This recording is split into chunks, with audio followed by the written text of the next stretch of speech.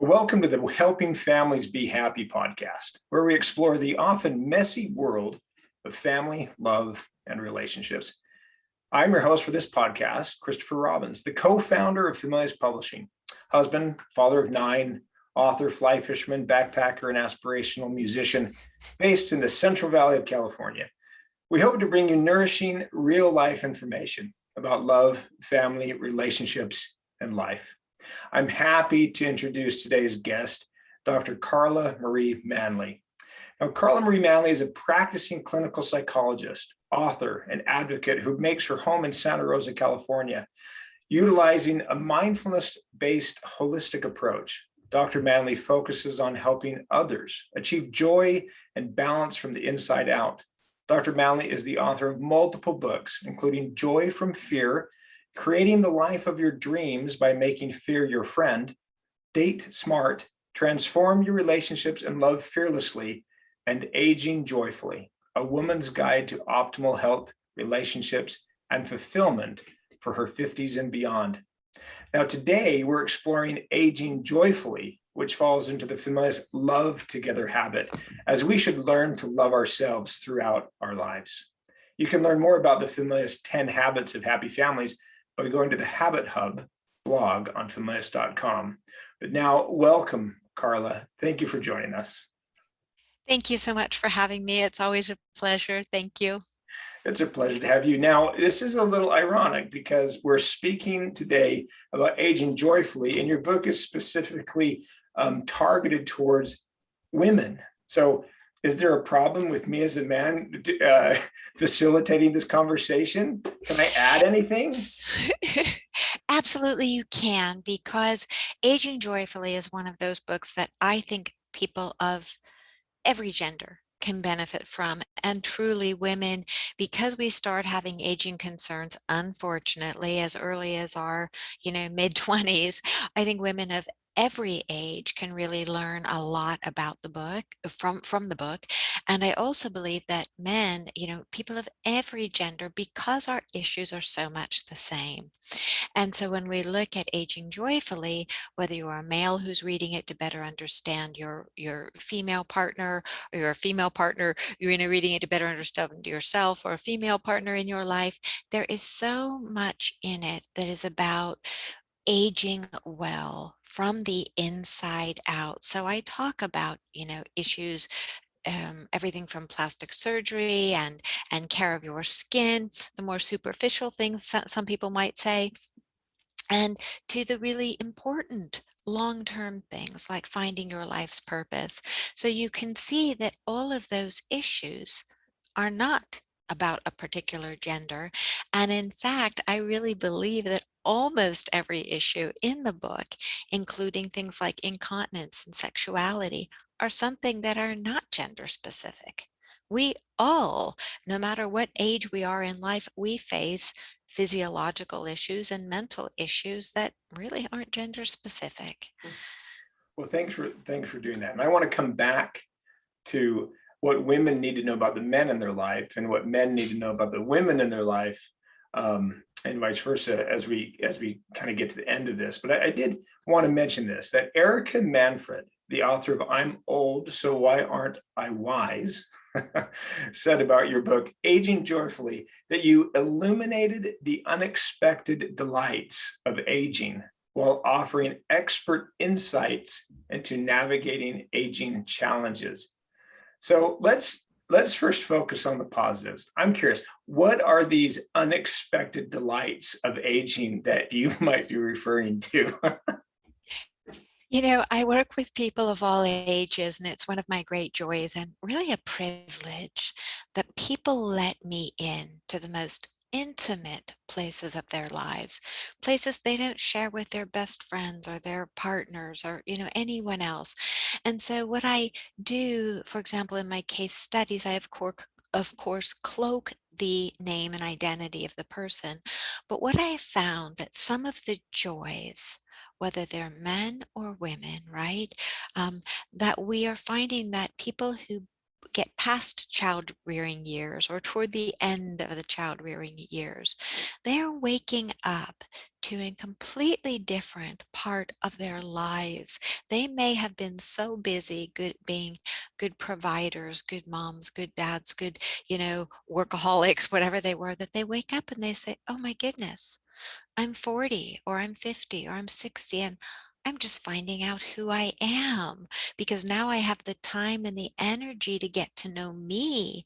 Now, this is really an interesting piece of it. So many people, in fact, a woman I'll be working with later today, she's one that really reminds me when she'll say she's, well into her midlife, and she will say things like, you're helping me find myself. I've never known myself. This is so amazing. Each day I wake up, I'm finding out more about who I am and who I was meant to be. Talk about the joys of aging. And had she not been through this first very difficult period of her life, and her story is not unique, mind you. I mean, it is, of course, unique to her. But what I mean is the threads of that conversation arise for so many people who are wanting to be or already are self-aware. And then we realize, oh my goodness, I'm just beginning to get to know who I am. And so I think that that's one of the biggest joys of aging. So do you think, I mean, obviously as children, we're learning or we're growing, there's so much discovery to happen. We hit our teen years, we're still doing that. We hit our adult years, education, career, relationships, and then for some child rearing. And then we get to this stage and maybe we're in our late 40s, 50s, 60s. Is there still a lot of discovery for an individual? I mean, hasn't that already happened by the time they hit 50? It's such a good question. And absolutely not. For so many people, now I must give kudos to Gen Z and millennials. They seem to be far more willing to embrace self-discovery and mindfulness and intentional learning and growing.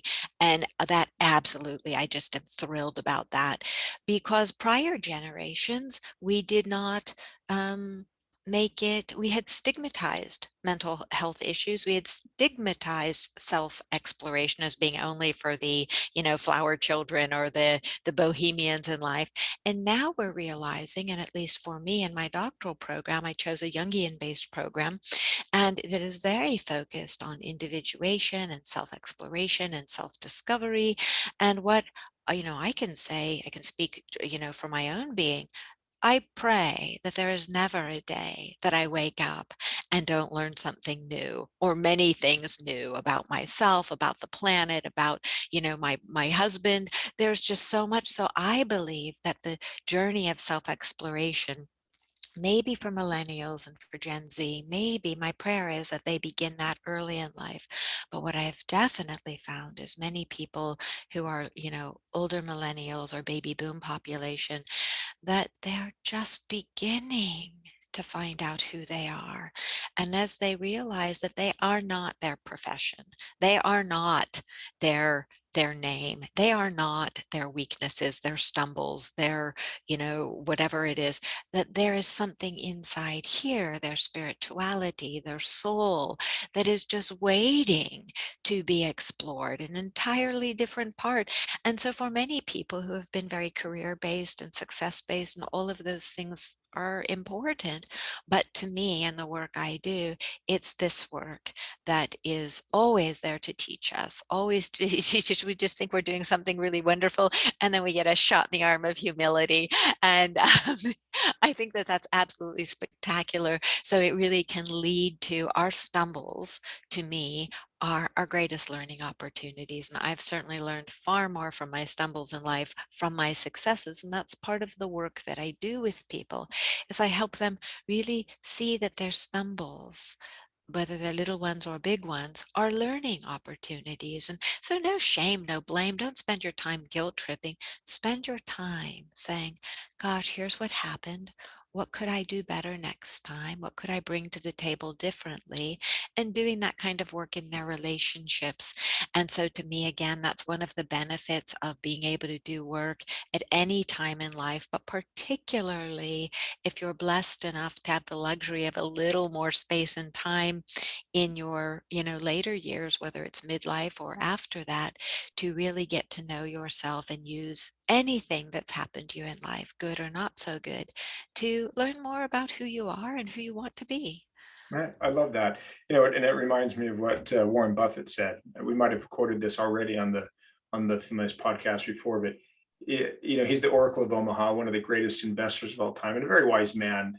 Not to suggest that investing makes one successful or one happy, but he seems to be a very well-grounded man, and he's in his late 80s. And what he said was that you should, before you retire every day, you should have tried to learn something new.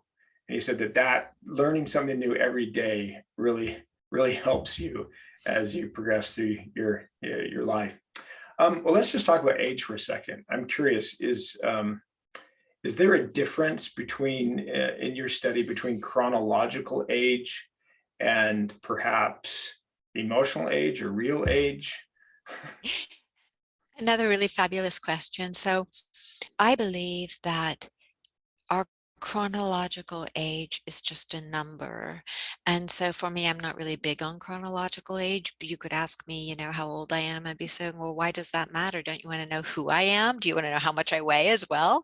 Right. And same thing when we look at, younger people. I don't want to look at a younger person and say, how old are you? I want to say, who are you? Tell me about you. What makes you tick? Right. So chronological age, I think, is simply a number, just like a scale weight is a number. It's really meaningless unless we contextualize it. So for example, I work with lots of people, as I've said, and I might meet someone who's 60, who has the emotional maturity of a 7-year-old. And I might meet someone, and I'm definitely blessed this way, to meet people in their 20s who have the soul quality and the emotional intelligence of a wise elder. And so I really look at, it's not about how long you've been on the planet, what your chronological number is, but what have you done with your years on the planet? And that's not meant in a judgmental way, because many of us are brought up in environments where self-growth and self-development simply aren't on the table. You don't know they exist, and maybe you're not exposed to it. So for me, it's about when you are exposed to how to become a fuller person, what are you doing with that? And so I hope that answers your question, that again, it's not chronological age. I'm looking at what is your age as far as being a joyful, different from happy, from being a joyful, fulfilled human being. Yeah, thank you for that. So I know you've touched on this a little bit already, but I wanted to come back to it. And that is, we've all lived a certain number of years. And you've mentioned, we've made mistakes. We've had situations happen that we weren't happy with. How can we, without remorse, look back on our own mistakes and experiences while still looking forward to this unknown future? How can you balance that? How do you help your clients with that? Such another really good and deep question. So I am not a believer personally in blame or guilt. And here's why. I think that blame doesn't really serve anyone. If I blame you or blame her, really what I would be better off doing, what we are better off doing, is saying, hey, this didn't work for me. Let's find a way to improve the situation. Then I look at guilt, which is tied to, you're talking about remorse. I think guilt is important for one reason. And I always use this example with my clients, I say, if you stole a candy bar from a store, guilt would pop up and say, uh-oh, bad mistake. Take the candy bar back, tell the owner you made a mistake, and make amends. Give money to the Salvation Army, buy a homeless person a candy bar, do something to make amends, and then leave it be. Once you learn the lesson and make amends, let it be. Do not let it haunt you. Do not haunt another person if they have made amends. So to me, it's really about learning from that experience, vowing not to do it again to yourself and to somebody you may have hurt, making amends and moving forward. So again, you can see that forgiveness is tied to this, that it's about forgiving the self and forgiving others. And some people confuse forgiving others. They don't want to forgive others because they're afraid the injury will happen again. So you've betrayed me and I forgive you, you'll betray me again. Not necessarily. I can forgive you and forgive you for harming me. I'm not talking about you specifically, Christopher. I'm just talking about, anyone, I because understand. you've not harmed me. But the point is that if we say, "Oh, I see you've harmed me, you've betrayed me, and I forgive you," and sending that into the universe, into, the divine, to God, and feeling that lightness in me of not carrying resentment or or a grudge, right? And if you can't make amends to me and show me that you will not harm me again, I'm talking about, somebody who has betrayed me, then I can still forgive you. I just may have a very strong boundary around how close I let you get to my emotional world and my physical world. And that's how I work with clients. And I work from that paradigm of really slowing down.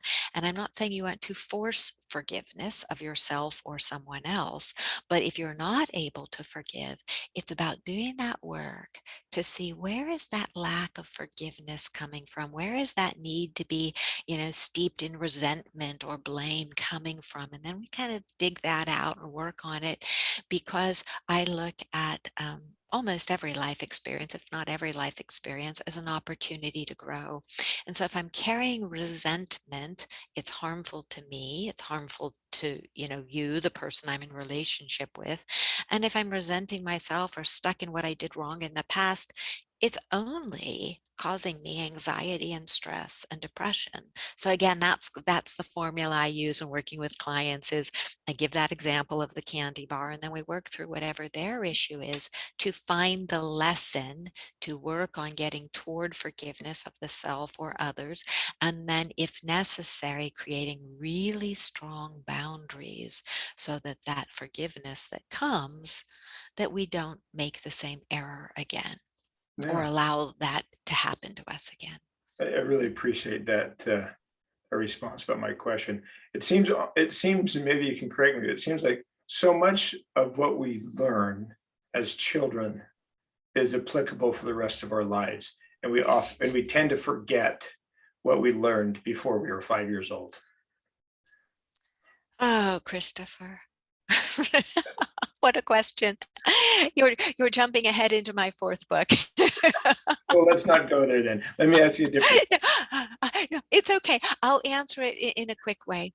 If you were raised in a good enough environment where your parents were attuned to you most of the time, of course, you've learned good life lessons that you can likely carry with you for the rest of your life.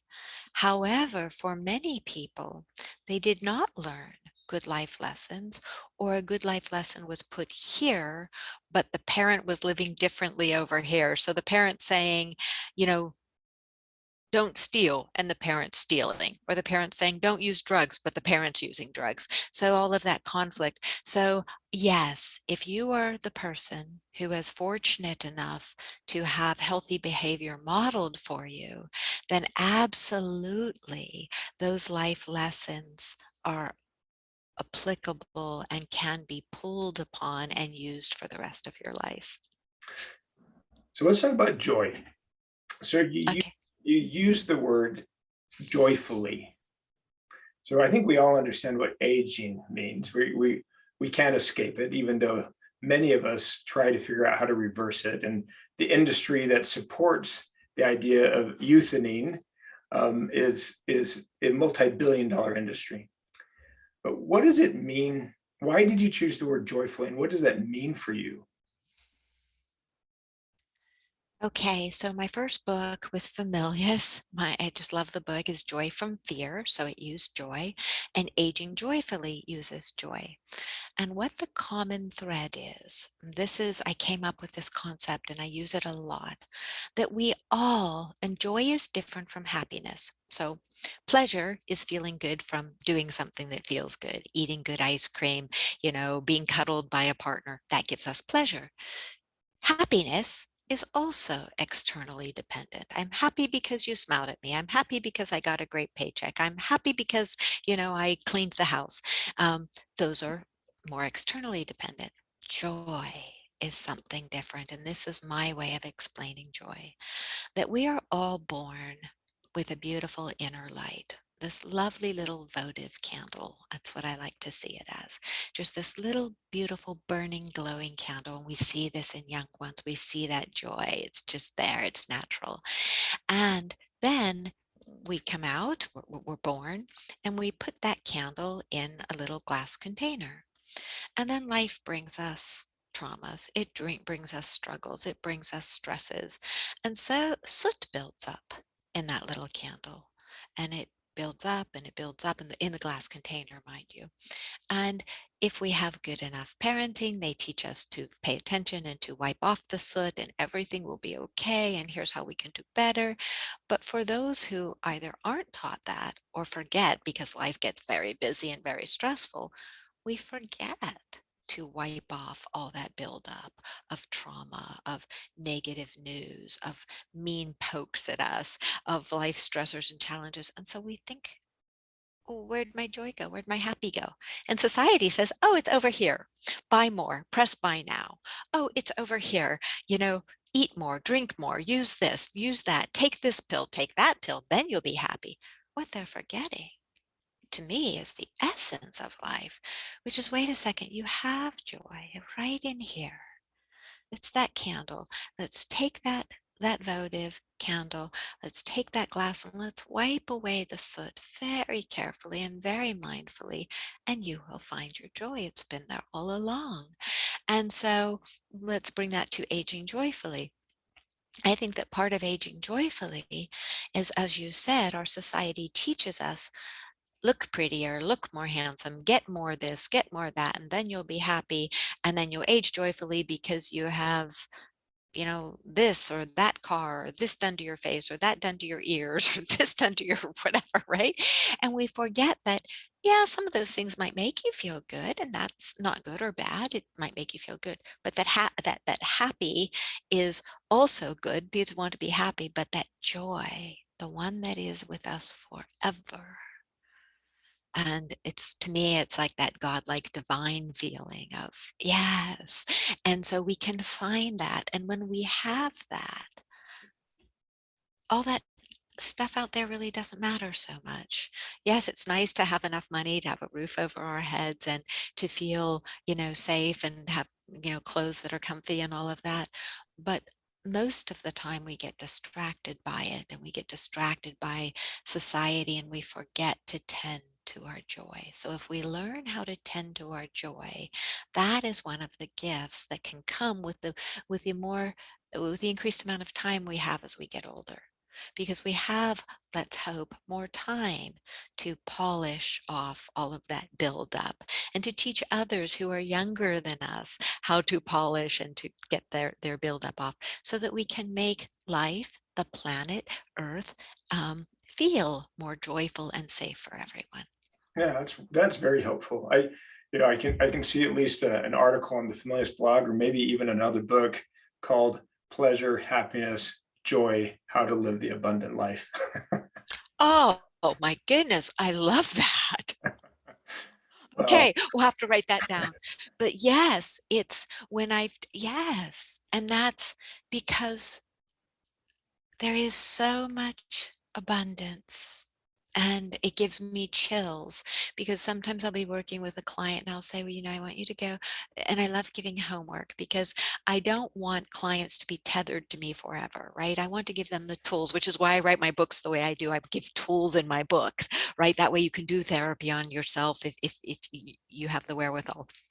But I'll say something like, I want you to go for a walk and just appreciate nature. Just listen to the sounds and the abundance. And I'll have clients say, oh, it's so boring. And I think, okay, so there's the work right there. That if we cannot see the abundance around us, the abundance of nature, the abundance of a sky and water and all of those things, then it becomes a circle of anxiety and depression, because we're not seeing the abundance that's not only right in front of us, but the abundance that is ours to care for. stewards. Yes, I love that word, as steward. Yes. Word. Okay, a couple more questions. So you talk about wisdom and grace. Now, I learned years ago that knowledge is knowing that a tomato is a fruit, and wisdom is knowing not to put that in the fruit salad. So when you talk about wisdom and you talk about grace, just help us understand what that means in terms of aging.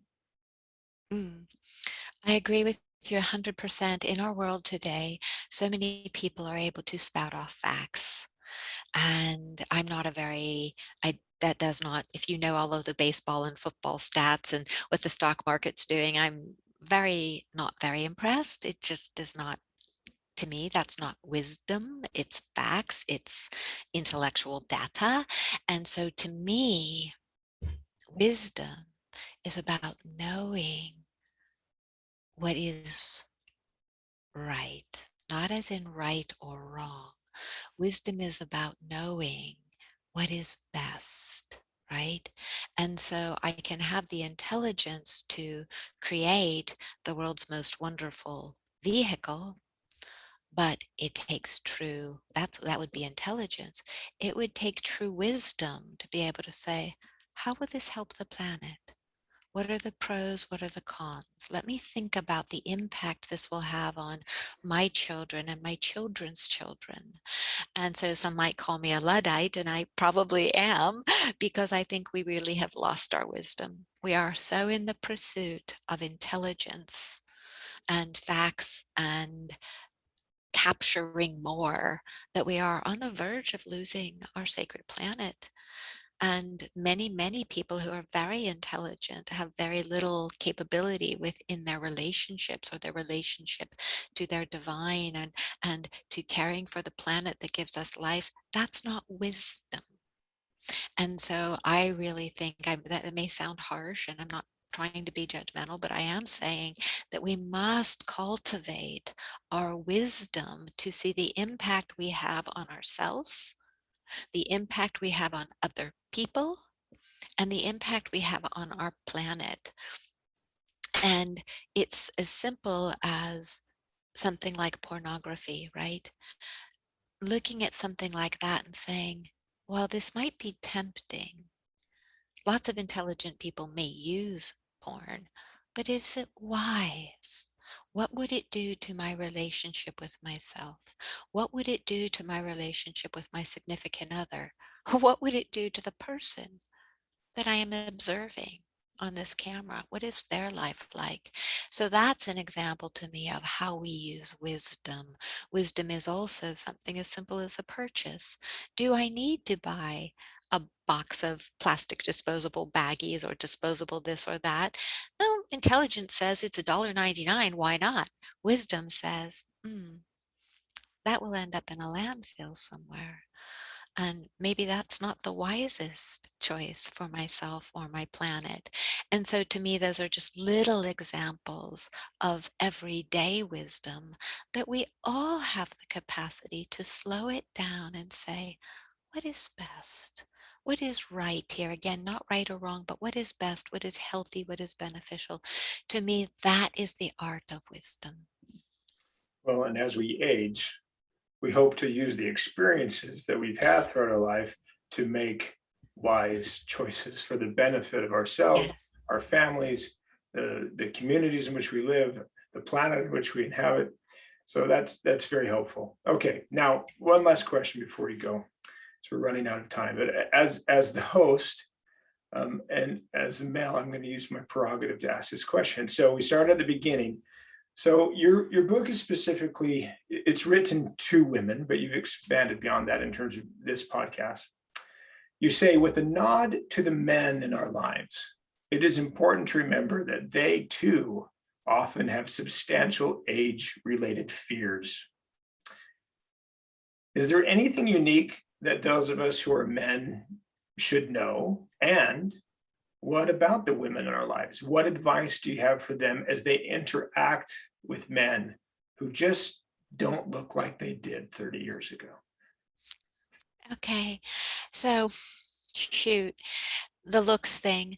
I am not, I have learned, and this is again one of the benefits of being, having aged, that I am very aware that what is attractive is soul quality, not somebody's physical being. And so when I meet people, I'm really looking for soul quality. So whether somebody has hair of a certain color or this or that, or they're 10 pounds underweight or 10 pounds overweight or 20, but right, it's far less important to me than is somebody healthy and are they a kind, good person. So I think as we age, we tend to learn, let's hope, as we mature and emotionally mature, that we are less invested in somebody's physical qualities and more in their emotional, mental, and spiritual qualities, because those are the enduring ones. Now, if somebody that we love is not taking care of themselves and they're letting themselves go and we're afraid for their health because they're over drinking, overeating, using substances, that sort of thing, then absolutely. But what would I say to someone is, instead of criticizing your partner up with them. Say, I love you and you look gorgeous and you're wonderful and you're the love of my life. And I'm a little concerned that I might lose you 10 years prematurely if, we don't both get fit together. Let's figure out a practice we can engage in together where we can be fit together, rather than pointing a finger and making that person feel defective or wrong. Because really, if you love someone, all that you really want is for them to be healthy and fit and joyful.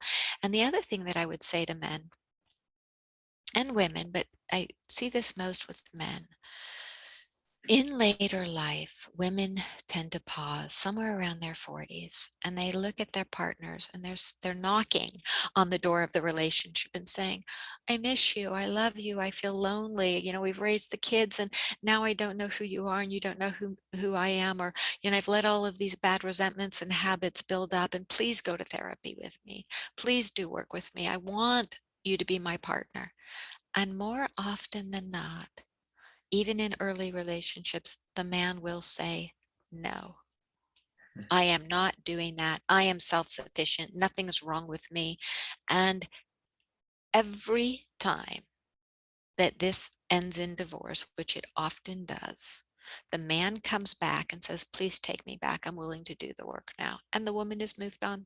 She is too tired, she is too angry, she is too done, and she moves on. So for any man listening, and I have to give a nod to a familiar author that I interviewed.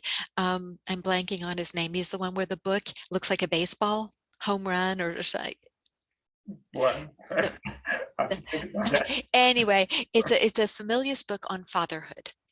And the author said to me, he's a man and it's about fatherhood, and he's probably in his mid 30s and he's a lovely gentleman. And he said to me, every man should want therapy in his marriage. Therapy is a must in every relationship, in every marriage. It's a must. I wish I had known that 5 years ago. And I said, thank you so much. And I even told him, I said, make sure you make that your platform. Make sure you will have women buying your book, even though it's oriented toward men, because it is so important. And I've used him as an example. I'm not using his name because I don't like to give away names, but which is probably why I can't remember it right now. But and every time I tell couples that story, the woman is saying, oh, please, please, I hope he does some huge advertisement on that, please. And so I think it's so important for men to realize um, the world's best dad during and after divorce. It's not that one, it's the playbook. It's the father's playbook. Do you know the Oh, one I'm talking? right. That one is not out yet. It's coming out in January. It's Okay, that's why called, it's not, for our it's not listeners, on my, it's called yes. Rookie Father. The Rookie Father, that's it. And it's Yeah. not on my bookshelf. I have my Familius books lined up back there because I'm so proud of them and I love my publisher. And so when you look at someone who's coming out and saying that, and when I give that example to couples, the women are saying, oh my goodness, please spread the word, please spread the word. So if I have a message for men about aging joyfully, I didn't care if you're 20, 30, 40, 50, 60 or beyond. Therapy is not a curse. It is a blessing. And as a therapist, I personally take it as a great privilege when people bring their issues to me and want to work on them, because I can tell you what, in a world where you have two people who are both interested in loving each other and making their relationship better, magic happens. Magic happens because, so it's not that it's a curse to be in therapy, it's a blessing, and it takes great courage to go into therapy and a great deal of work and perseverance. And to me, it is one of the most wonderful blessings on the planet. So if you go and you spend your money on a new car or a new computer or a new this or a new that, that's only going to give you temporary pleasure, why not spend some money on some really good therapy and increase your joy, something that is eternal, increase your emotional awareness, increase your connection. And if you're facing fears around that, they're just fears. And our fears are messengers of what we need to face in life to become more whole human beings. And like I said, early on in the interview, I didn't think I'll ever be whole. I have a lifetime of learning to do, and what a joy it is to wake up every day and find one tiny little fragment of who I am that allows me to be a better person. And it's the same with my husband, working with him so that we can constantly be finding little parts of each other and ourselves that make us better people, better partners, and better members of the planet. Yeah.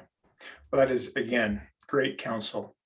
And, probably all of this, if not everything, can be found in this book, Aging Joyfully.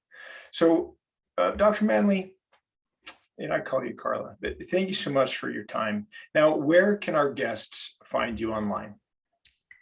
Our guests can find me. So for those of you who are watching, here's Aging Joyfully. And so it's available at Familius. It's also available wherever fine books are sold, Amazon, Barnes and Noble. But again, Familius has all of the books available. You can also go to my website, drcarlamanly.com, and it's DRCARLA manly.com. Same for Facebook, same for Twitter, same for Instagram. I have a great Instagram feed. And so also on our podcasts. So I'm just a big believer in doing what we can. And if anything in this sounded overwhelming to you, please don't be overwhelmed. Self-growth happens for all of us. One step, one drop, one little day at a time. Great. Now, as we conclude today's podcast, I'd like to thank Familius for its support in bringing this podcast to your ears and your heart.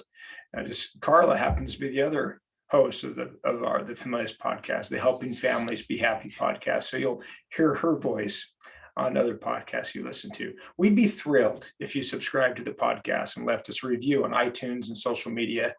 And when you're ready for that next amazing book adventure, we'd be honored if you chose a book from Familius. One step at a time, we can make the world a happier place. Thank you very much. Thank you. Thank you, Christopher. It's always lovely